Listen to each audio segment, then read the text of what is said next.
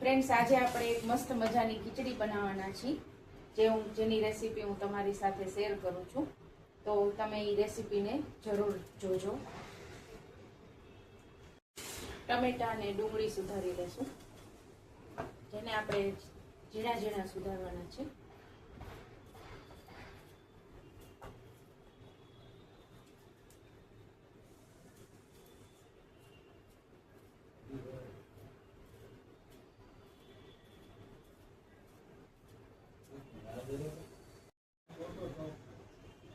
Friends, તો આપણે હવે ખીચડી વઘારી લેશું. મેં 3 ચમચી જેટલું તેલ મૂકી દીધું છે ગરમ થવા માટે.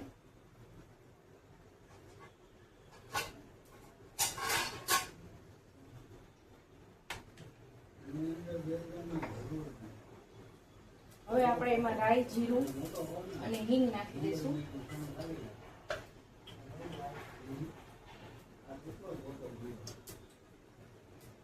રાઈ જીરું વ્યવસ્થિત નાખવાના છે સરખા પ્રમાણમાં.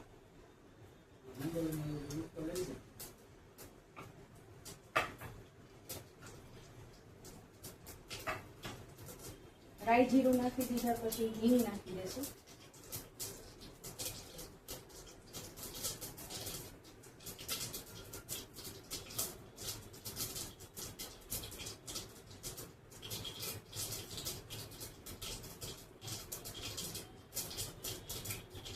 હિંગ નાખી અને આપણે આપણી આદુ મરચાં લસણની પેસ્ટ નાખીશું.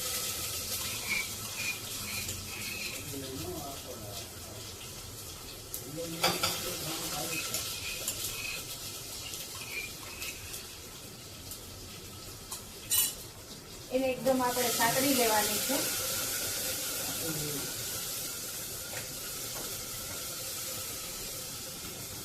આદુ મરચાંની પેસ્ટ સંતળાઈ જાય એટલે આપણે ડુંગળી નાખી દઈશું. ડુંગળીને પણ સાતળી લેવાની છે.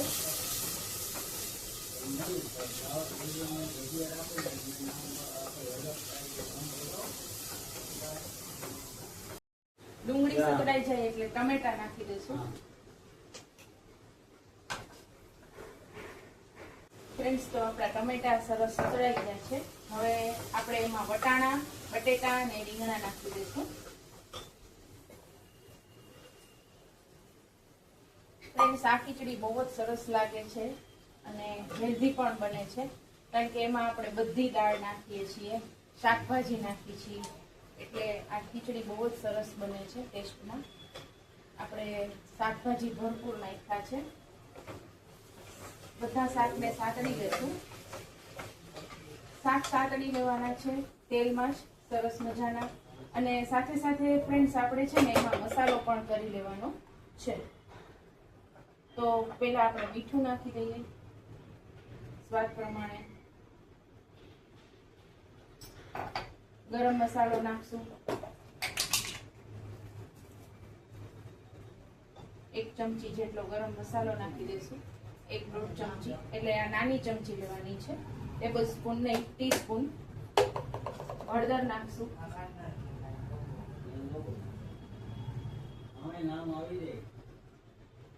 ધાણા જીરું, મરચું કાશ્મીરી મરચું છે મારું, એટલે કલર ઓછા મરચામાં એ બહુ સરસ આવે છે.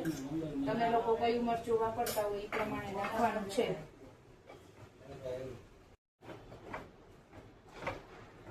તો ફ્રેન્ડ્સ, આપણા શાકભાજીમાં મસાલો ને બધું એકદમ સરસ મિક્સ થઈ ગયું છે. હવે એમાં આપણે ખીચડી ઉમેરી દઈશું. સિંગદાણા સાથે આ ખીચડી બહુ જ સરસ ટેસ્ટી અને હેલ્ધી પણ બને છે.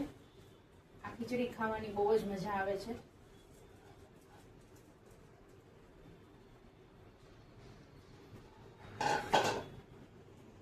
ફ્રેન્ડ્સ, તો આપણી ખીચડી બહુ સરસ તૈયાર થઈ ગઈ છે. મને થોડુંક મરચું ઓછું લાગે છે એટલે હું નાખી દઉં છું. અમે થોડુંક કાશ્મીરી મરચું છે તીખું. ઉપરથી આપણે થોડા ધનિયા સ્પ્રિંકલ કરશું અને બાકીના થોડાક આપણે બાકી રાખશું. ઢાંકણું ઢાંકી દઈશું અને 3 થી 4 વિસલ માટે આને ખાવા દઈશું. તો ફ્રેન્ડ્સ, આપણી ખીચડી તૈયાર છે, જેને આપણે પાપડ, દહીં અને અથાણા સાથે સર્વ કરીશું. તો તમે મારી આ ખીચડી એકવાર જરૂર ટ્રાય કરજો. Thank you.